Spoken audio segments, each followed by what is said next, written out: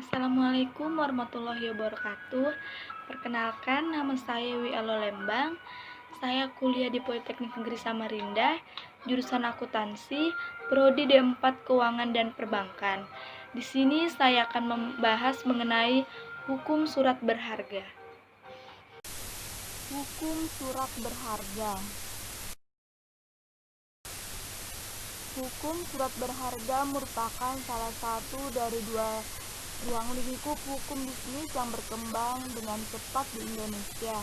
Surat berharga adalah sebuah dokumen yang diterbitkan oleh penerbitnya sebagai pemenuhan suatu prestasi berupa pembayaran sejumlah uang, sehingga berfungsi sebagai alat bayar kepada pihak-pihak yang memegang surat tersebut, baik pihak yang diberikan surat berharga oleh penerbitnya ataupun pihak ketiga kepada surat berharga tersebut dialihkan.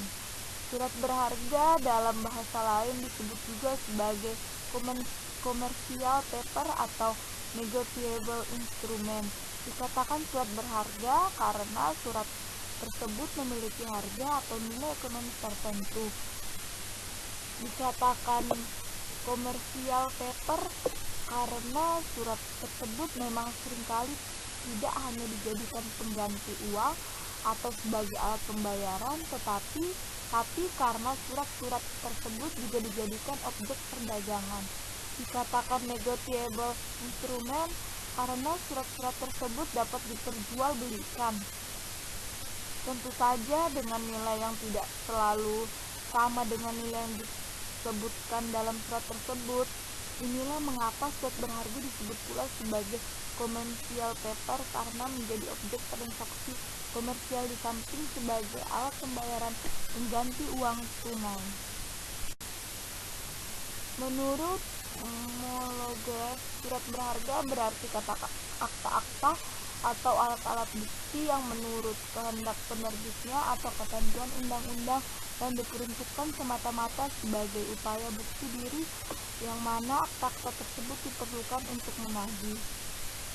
Sehingga dapat disimpulkan bahwa surat berharga adalah surat yang diadakan oleh seseorang untuk keperluan pembayaran yang mana surat tersebut dapat digunakan sebagai alat atau bukti diri untuk menagih satu pembayaran dan untuk melaksanakan ketentuan yang tertera dalam surat tersebut. Agus Sarjono menyebutkan dalam bukunya Hukum Dagang bahwa Purwosudjipto membedakan antara surat berharga dan surat yang berharga. Surat berharga adalah surat bukti tuntutan utang, pembawa hak, dan dapat diperjualbelikan dengan mudah. Sedangkan surat yang berharga adalah surat bukti utang yang suka diperjualbelikan. Agus Sarjono juga menyimpulkan pemaparan dari Hobert dan Davidson tentang pengertian surat berharga, yaitu surat yang mengandung nilai uang yang bersifat mudah dialihkan atau diperjualbelikan dan dibuat dengan maksud untuk menggantikan uang atau membuktikan bahwa pemegangnya mempunyai hak untuk mendapatkan pembayaran uang pada waktu tertentu. Unsur dan fungsi. Dalam bab 6 dan 7 KUHD, fungsi surat berharga secara umum dibedakan dalam surat sanggup membayar atau janji untuk membayar, surat perintah membayar, surat pembebasan uang. Fungsi dan surat berharga ini sendiri dapat dikelompokkan sebagai: yang pertama, alat pembayaran, contohnya cek, bilet biro, dan wesel bayar, atau sebagai alat ukur. Yang kedua, sebagai alat pemindah hak tagih karena dapat diperjualbelikan. Yang ketiga, sebagai surat legitimasi atau surat bukti hak tagih. Yang terakhir, surat bukti investasi, contoh obligasi dan surat saham. Dasar hukum pengaturan surat berharga terbagi menjadi dua, yaitu surat berharga yang diatur dalam KUHD dan surat berharga yang diatur dalam KUHD. Surat berharga yang diatur surat sanggup, promes, serta kwitansi atas tunjuk.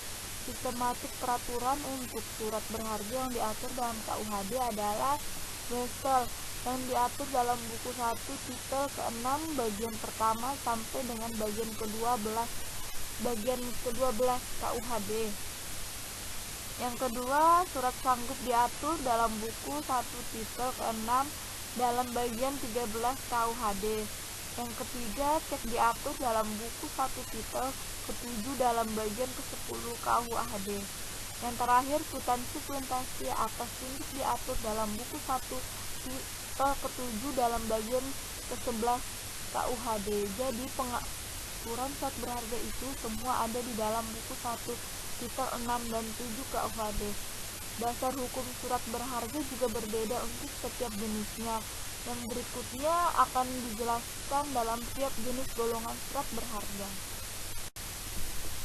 Penggolongan surat berharga.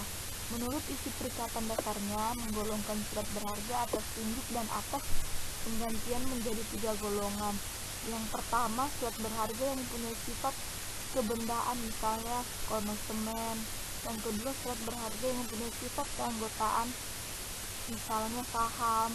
Yang terakhir, surat berharga yang mempunyai sifat tagihan hutang atau utang piutang, misalnya wesel, cek, surat akses, promis, dan kwitansi. Surat berharga dalam lembaga keuangan yaitu yang pertama, surat berharga yang dikenal dalam lembaga keuangan bank, misalnya sertifikat deposito, simpanan giro, dan cek. Yang kedua, surat berharga pada lembaga keuangan non-bank, misalnya efek atau pasar modal, interbank, money. Yang terakhir, surat berharga dalam keadaan perdagangan internasional, misalnya bill of lading, dokumen barang seperti invoice atau faktur, dan polis asuransi. Sekian dari saya, terima kasih.